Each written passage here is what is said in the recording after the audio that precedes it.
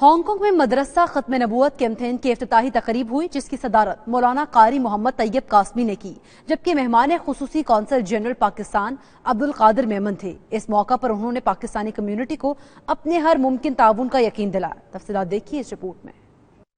مدرسہ ختم نبوت کیمپین کی افتتاحی تقریب کا آغاز تلاوت کلام پاک سے ہوا۔ چھوٹے بچوں نے اپنی خوبصورت آواز میں ہدیہ عقیدت بحضور سرور کونین پیش کیا۔